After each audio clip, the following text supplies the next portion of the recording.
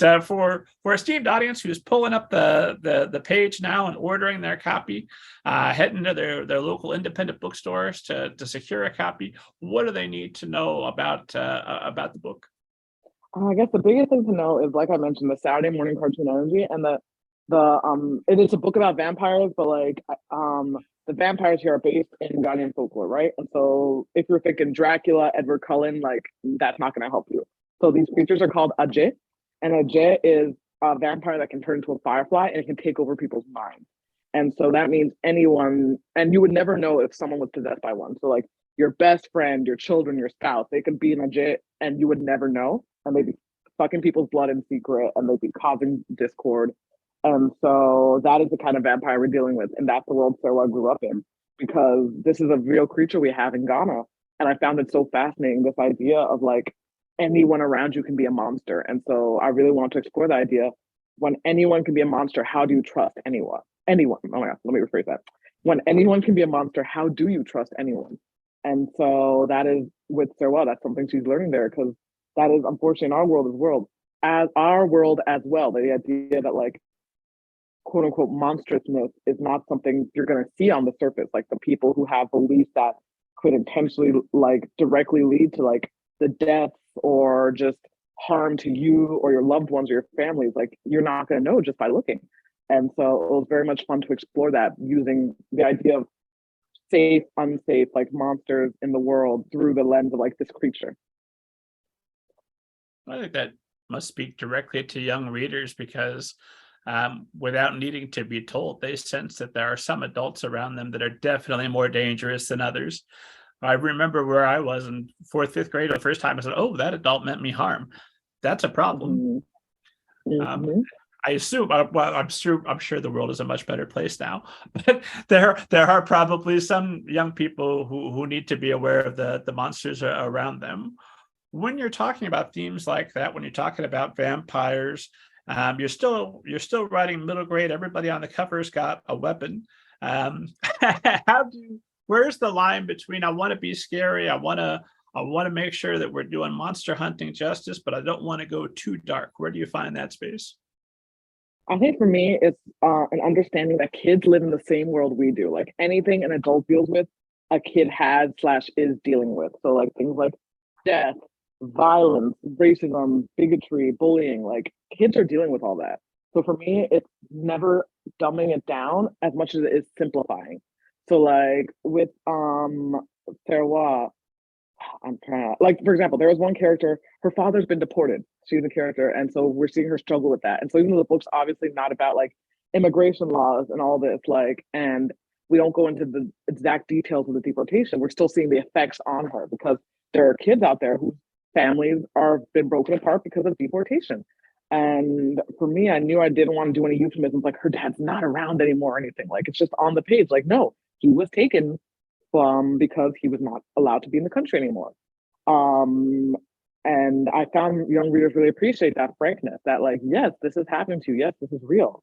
Or even racism in schools, like you mentioned, like realizing that an adult in authority over you means you harm, and how devastating that is, especially a place you're being forced to be at 8 hours a day against your will with people you are being forced to spend time with, and then no one believes you. Like that is a very hard thing to have to deal with. And so realize, like, it's very important to speak to young readers and be like, yes, this is actually happening to you and it's traumatizing, and it's not in your head. It's not actually like, you're not imagining this. Because there's a teacher in Serwa who is inspired by a teacher I actually had, who are to this day the worst teacher I've had. And a lot of people reach out to me like, oh my God, Mrs. Dean is so horrible. Like, how could a teacher act like this? And I'm like, I know a teacher can act like this because a teacher treated me and my friends like this. Do you have you received any kind of confirmation as to whether or not this teacher has read the book or is aware that you're spreading the word if they're evil? No, because I can say right now, while Mrs. Dean is based off this teacher, that is not that teacher's name. If they've read the book, well, if they realize it's them, I hope they reflect on their lives. But no, I've not read any, and I've not looked for it because I have no desire to speak to them ever again. Well, if they feel some kind of way about it, I don't know, next time try not to suck, you know? Exactly. Maybe don't be bad. Try to be less of a jerk in life, and less bad things will happen to you.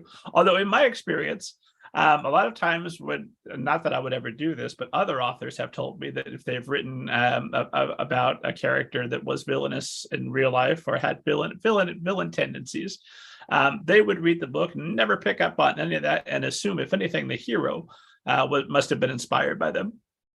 That's interesting. I don't think I've ever had that happen to me, but that's just because like, so like, for example, this teacher I had way back when I was still in like public school. So it has been we're getting close to like maybe 10 years since the last time I saw them.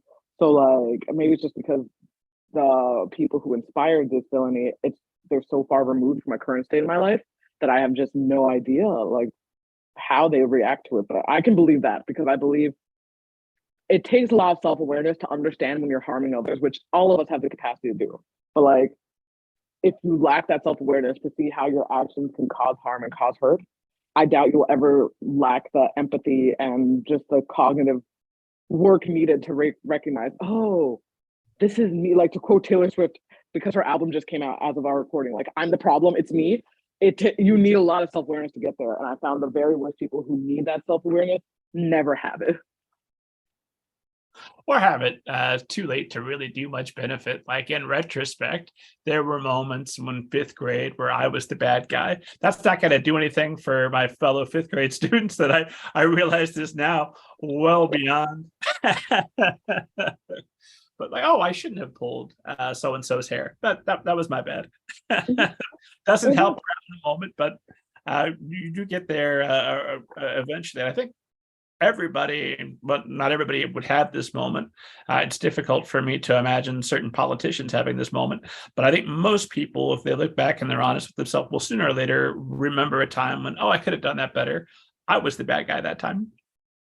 Definitely, yes. And it's like, I believe it's like you said, like, you can't change the past, but like, if you can learn from it and move forward and do better, even that is something, you know, even if it's understanding the people I hurt they might never forgive me, and they don't have to forgive me, but that does not mean I can't become a better person.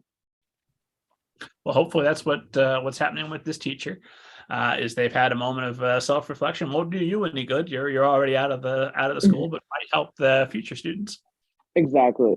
Because like, well, I'll be okay if I never get an apology if no other student they have has to go through what I went through. I mean, apology wouldn't hurt though. That would not hurt them. It would not. Right.